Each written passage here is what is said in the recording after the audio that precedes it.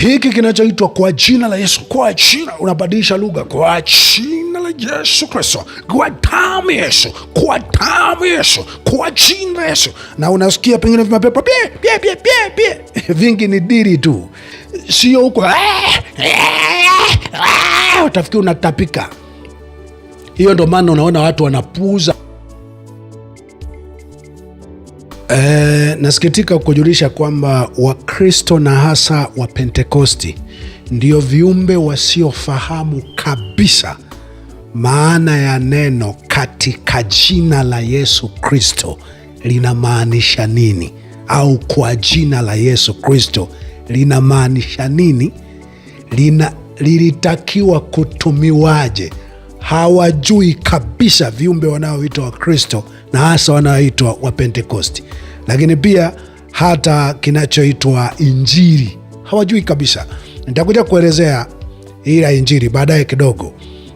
Nitakuweka mfano wa huyu binti hapa. Unaona anachemka, anasema kwa lugha, anapiga kelele kwa sauti na lugha ambayo wa Pentekosti, wa Kristo wanajuaga ni Injili, sio huko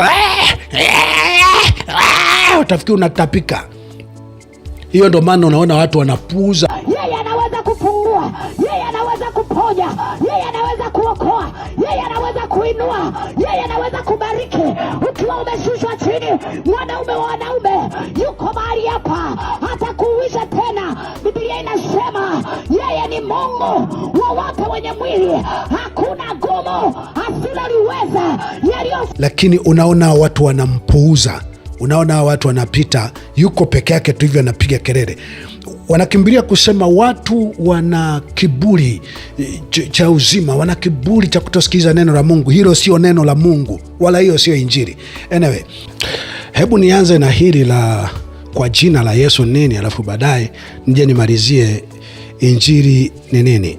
Nataka ufahamu kwamba tafsiri sahihi ya kusema katika jina la Yesu Kristo unamaanisha hivi: kama Yesu alivyokuwa anaishi, ambavyo mimi ndivyo ninavyoishi, kwa vyovyote vile, kama kuna pepo, kama kuna ugonjwa, utatoka. Ikiwa Yesu alimpendeza Mungu na wanadamu kabla hajaanza miujiza, maajabu ama Injili, alimpendeza Mungu na alifanya kwa usahihi, kitu ambacho watu wote walipoangalia wanasema, yani huyu jamaa anafanya kwa usahihi. Watu wote waliona anafanya kwa usahihi, hata kama ni vigumu watoto wengine kuishi kama hivi, vijana wengine kuishi kama hivi, lakini kijana ni mwamba. Kijana ana IQ, ana akili. Hajaanza Injili, hajaanza kuhubiri. Ikiwa alimpendeza Mungu, aliwapendeza wanadamu wote, alimpendeza Mungu. Hivyo ndo ninavyoishi mimi, na washangaza na kuwapendeza wanadamu wote na Mungu. Kwa vyote vile msije mkaona ajabu ya nguvu nilio nayo, ya namna ambavyo nina matatizo na ugonjwa pengine unatoka, au ninashangaza watu kwa namna ninavyoongea kwa uzuri, sio huko utafikiri unatapika. Hiyo ndo maana unaona watu wanapuuza. Watu wanaendelea na mambo yao, wanajua tu nyie ni watu wa njaa. Siku mambo yakikuendea vizuri, hata kuona humo mitaani. Watu wote ambao matendo yao yanakuwa gumzo kwa watu, watu wote wanashangazwa. Mtu huyo ni taifa, mtu huyo ni mwanzo wa kizazi. Unasikia Yakobo, malaika anamwambia, kwa kuwa umeshindana na Mungu, umeshindana na wanadamu, umewashinda, hutaitwa Yakobo tena, utaitwa Israeli. Kinachoweza kufanya jina lako likabadilika ukawa ni mtu tofauti kabisa na watu wengine, sio kukoroma kwa jina la Yesu. Ni unafanya nini ambacho Yesu na watu wa Mungu wengi walikifanya. Yesu ni njia, walikifanya kwenye jamii zao. Hicho ndo kitakacho ndo tafsiri ya kwa jina la Yesu. Unaposema katika jina la Yesu, maana yake kwa matendo aliyoyatenda Yesu, kwa namna alivyoishi Yesu, ambavyo naishi mimi katika hali yoyote. Kwa hivyo lazima niwe na nguvu iliyokuwemo ndani ya Yesu. Yesu ni njia. Yesu ni namna za kuishi zinazofanya mtu awe na nguvu, awe na uwezo ambao Yesu alikuwa nao. Yesu ni njia, ndo alivyojiita, ni formula. Unaposema katika jina la Yesu, nakusomea Biblia kidogo hapa. Unaposema katika jina la Yesu, maanake unasema katika njia alizoziishi Yesu, ambazo mimi ndo ninazoziishi. Kwa njia, mtu yoyote akiishi vile, anakuwa na akili kama aliyokuwa nayo Yesu, anakuwa na uwezo kama aliyokuwa nao Yesu, anakuwa na mwisho kama aliyokuwa nao Yesu, anakuwa na mvuto na maisha kama aliyokuwa nayo Yesu. Na kwa vyovyote vile, chochote alichokifanya Yesu, mtu huyu anaweza akakifanya. Kwa kama Yesu aliponya ugonjwa kwa jina la Yesu, kwa njia alizoishi, kwa namna alizoishi Yesu ambazo zinaishi mimi, ugonjwa huu na wewe unatakiwa utoke, kwa sababu Yesu aliutoa. Kama Yesu alijibu, alisema vitu vyenye maana, vyenye mguso kwa jamii, kwa jina la Yesu, kwa njia alizoziishi Yesu, kwa namna alivyoishi Yesu, ambavyo mimi pia ndo ninavyoishi. Kwa vyovyote vile nitakushangaza kwa namna ninavyoongea. Nikusomee Biblia hiki kinachoitwa kwa jina la Yesu. Kwa jina, unabadilisha lugha, kwa jina la Yesu Kristo, kwa damu ya Yesu, kwa damu ya Yesu, kwa jina la Yesu. Na unasikia pengine vimapepo vingi, ni diri tu, hakuna chochote. Mwangalie huyo anayesema ametoka mapepo, nakuta hali yake ya baadaye inakuwa mbaya kuliko kabla hajatoka na mapepo. Unaanza, yalikuwa ndo yanaingia, yalikuwa ndo yanatoka. Angalia wote utakaosikia walitoka na mapepo, kokote unakoona wanasema wanatoka na mapepo, unaona wana hali mbaya.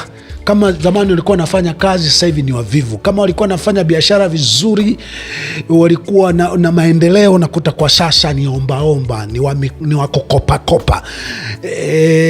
Pengine wengine wametoroka hata mji, lakini si walitoka na mapepo, hapana, ndo yaliingizwa katika jina la Yesu. Sio hivyo inavyotumika, sio hivyo inavyotumika. Nikusomea Yohana sura ya 7 mstari wa 15. Biblia inasema nianze 14. Biblia inasema hata ikawa katikati ya sikukuu, Yesu alikwea kuingia hekaluni akafundisha. Wayahudi wakastaajabu wakisema, amepataje huyu elimu ambayo hakusoma? Basi Yesu akawajibu akasema, mafunzo yangu si yangu mimi, ila ni yake yeye aliyenipeleka. Mtu akipenda kuyatenda mapenzi yake atajua habari ya yale mafunzo, kwamba yatoka kwa Mungu, na kwamba mimi nanena kwa nafsi yangu. Mtu akipenda kuyatenda haya ninayoyatenda mimi, ndo atakayejua uwezo huu nilio nao unavyoingia, unavyokaa kwa mtu, ndo atakavyojua imekuwaje mtu ambaye sijasoma ninafanya mambo ambayo waliosoma hawawezi kufanya. Atajua. Kimsingi, nguvu za mtu ni maisha yake, ni aina yake ya maisha. Hicho ambacho walokole na hasa Pentekoste wanakiita nguvu za Mungu, wanaona eti pengine akifunga tu akiomba anakuwa na nguvu za Mungu za kutoa mapepo, za kusema kwa namna ya ajabu. Wanajidanganya. Huwa inakuwepo kwa muda fulani, na baadaye lijamaa linageuka kuwa tapeli likibaka la kuchoma na matairi barabarani. Nieleweni, kwa jina la Yesu, katika jina la Yesu Kristo, si swala la kugandamiza lugha, kugandamiza neno. Kwa jina la Yesu Kristo, kwa damu ya Yesu Kristo, ninaamuru, achia, toka, napokea. Huo ni bonge la utaira. Ukisema kwa jina la Yesu Kristo, tafsiri yake kwa namna alizoishi Yesu, hivyo ndo ninavyoishi, na kwa vyovyote vile chochote ambacho Yesu aliamuru, mimi nikiamuru kitakuwa kama kilivyotokea wakati wa Yesu. Vinginevyo endeleeni na kwa jina la Yesu, kwa jina Yesu, kwa damu Yesu, katika jina, kwa jina. Endeleeni nazo, utachoka tu na utaanza kuishi sijui sina upako, sijui mbona zamani ilikuwa kuna mahali ulikuwa unavutwa ili upotee sana. Sasa baadaye kwenye matendo yako kuna vitu ulikuwa huvutiki kwenda kule, ndo maana wenye hicho kinguvu kilichokuwa kinaonekana kinafanya mambo walikichukua, kwa sababu waliona ungekitumia kuleta tija kwenye jamii. Wenyewe wanataka linalokuwa na upako liwe linakuwa na roho ya utapeli, roho ya ukatili, roho ya utaila, ili liwe linasaidia kupotosha watu, kuipotosha jamii, kuharibu maisha ya watu.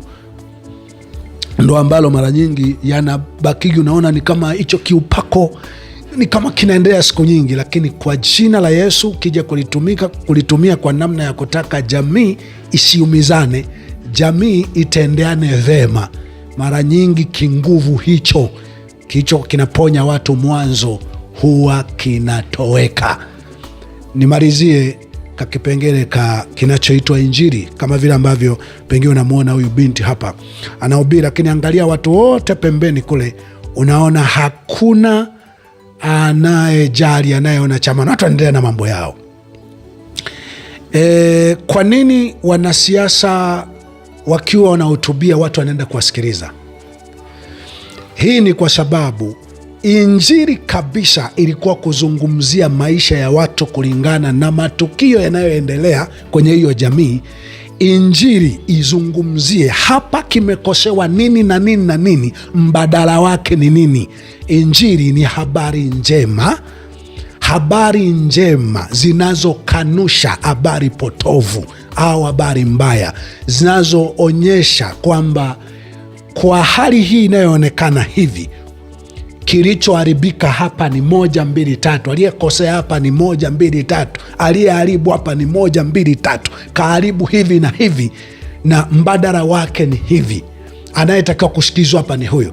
Sasa utaira na wewe unaoitwa Injili, ambao hausikilizwi lakini wanasiasa wanasikilizwa, wenyewe ni kuzungumzia Yesu Kristo mwana wa Mungu alikufa. Anawaita Yesu yupi? Yesu ni aina ya maisha yako wewe. Maisha yako unaposema Yesu Kristo, njia alizoishi Yesu ambazo naishi mimi na washawishi nyie muweze kuishi kwa namna kama hizi, kwa sababu kwa njia hizi watu wanakuwa na huruma, watu wanaingilia mambo, hawajishughulishi na mambo yao wenyewe. Watu wanakuwa tayari kufa kwa ajili ya watu wengine ili wengine wasionewe. Kwa jina la Yesu na wahubiri Yesu. Yesu ni njia. Yesu sio kitufe fulani au jamaa fulani kwa wazungu. Yesu ni aina ya maisha. Kwa taarifa yako, ukihubiri hali halisi iliyomo kwenye jamii na ukapoint aliyekosea, anayekosea, anayeharibu ni nani, mbadala wake ni nini, utasikilizwa.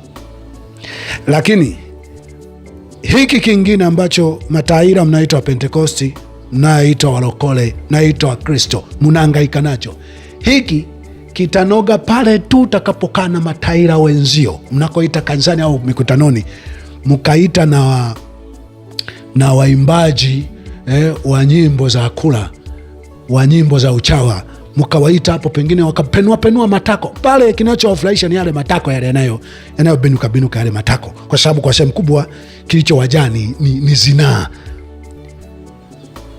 Hautaweza. Ndo maana kitu chenu mnachoita Injili akiwezi kwenda kwenye sehemu mpya ambayo hawajawahi kisikia kikavutia watu.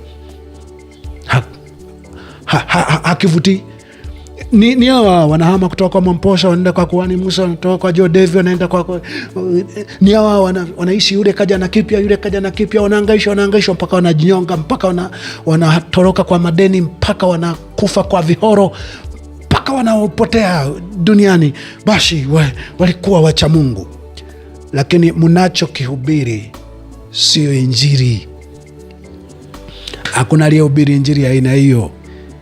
Akina Paulo wanaambiwa kwamba wanatangaza habari zilizo kinyume cha desturi zetu na kawaida zetu. Desturi zetu ni nini? Sisi tunapenda mtu alete suluhisho, atupatie suluhisho kama huyu kijakazi, bila kutuambia si ndo tunaokosea. Hiyo ndo desturi yetu. Si hatutaki mtu anayetuambia tumekosea, tunataka mtu anayeleta jibu, anayesababisha si tufanikiwe bila kutuambia tumekosea. Hiyo ndo desturi yetu. Hawa wanatangaza kinyume cha desturi yetu. Yesu alisema kama mwenye amri, si kama walimu wao na Mafarisayo na wakuu wao wa dini. Injili ni tofauti kabisa na vitu vinavyokuwa vinaendelea, lakini unazungumza yanayoendelea kwenye jamii yako. Sasa endelee na kukoroma, lakini kwa bahati nzuri kama ubinti tutamwona amekoroma mtaani humo, kapata jina, kapata mlango pa kupigia, au utamwona tena. Tulifanya sisi, tuliita Injili. Mimi nakwambia sisi ndo kikosi kazi cha Injili. Tulipewa hilo jina na vijana wa Soweto, Kabwe, Mwenjerwa. Sema hii ni gospel task force, ni kikosi kazi cha Injili. Tukiwa tunahubiri habari za Yesu wa Nazareti, tunajitupa kwenye matope, ndio tunaimba nyimbo Noa fungua mla, tunajitupa tunahubiri habari za Yesu Kristo wa Nazareti. Hatukuendelea rafiki. Kosa tulilofanya sisi, tulianza kuona kuna haja ya kuingia kwenye uhalisia wa vilio na uchungu wa jamii. Tulipoingia hapo wale ambao walikuwa najua sisi tutaenda kuwa misukure, ndio walipoanza kutukabili kwa vifo na mateso ya hapa na pale. Mimi kama Mungu anapenda niwe hai, hiyo siku nitahubiri ile Injili ambayo itasikilizwa na watu, alafu kila mtu atajua yes, hii ilikuwa ndo Injili. Tuache kipite hii kipindi, kama kinapita na uhai wetu, amen. Kama kitapita chenyewe. Mimi wanaaminigi watu kujifunza, wasipoelewa kwa maneno waelewe kwa matendo. Asante na hongera kwa kunisikiliza.